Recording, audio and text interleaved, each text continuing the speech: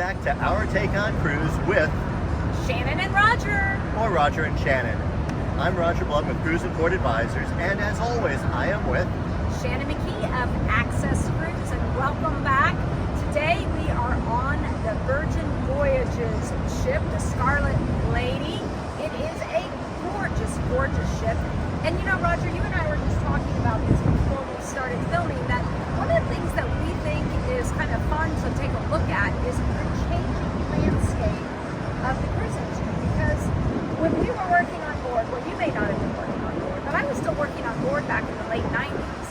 And at that point in time, Disney was the first brand out there that really started to enter into the cruise market. And they sailed on the Big Red Boat or the Premier Cruise Line, and then eventually built their own ship. But that's completely changed. That's right. Disney really was the first of the entertainment hospitality companies to get into the cruise business. But since Disney, and obviously we all know Disney, there's been so many followers, such as Virgin. Everyone knows Virgin Atlantic Airways. Virgin has their name on so many things. Virgin even has a hotel company now, and now Virgin Voyages. And there's so many more examples. There is. Just in the last few months, Roger, I've seen so many changes. I mean, we've seen the Four Seasons announce that they are starting into the cruise industry. Right. I know they're already hiring their executive team. We just saw the Orient Express With Accor Hotels. with Accor Hotels also announced that they're getting into the cruise industry. And then I think just the latest that we saw was Cruise Saudi has partnered with Amman Hotels. That's right. Those are all great luxury brands. And of course, Ritz-Carlton, just a few months ago, finally had their first cruises. So that's some real luxury hotel brands we've got in the cruise industry. But then there's another brand, take Margaritaville, that Exactly. besides for the cafes, they've got hotels and a very specific brand.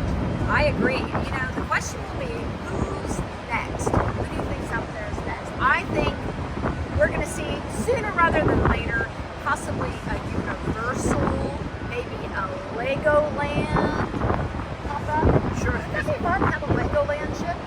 Absolutely. You can just build your own cruise.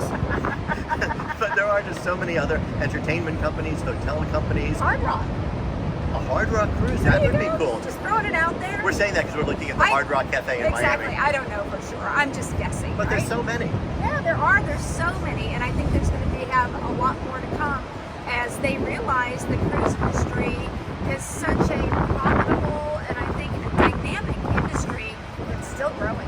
That's right, and you've got these iconic brands that have really loyal customers, yes. loyal followers. So to take that next step, to bring them out on a themed cruise that really is specifically designed for their market, it makes total sense. That's right. So who do you think is coming next? Who do you think is coming next? Whenever I prognosticate, did I say it right? Prognosticate, that's right. I'm Good always a word. little bit off, but there's so much opportunity out here, and we can't wait. Hey, Virgin Voyages, we're going. All right. We'll see you soon. Bye. Bye.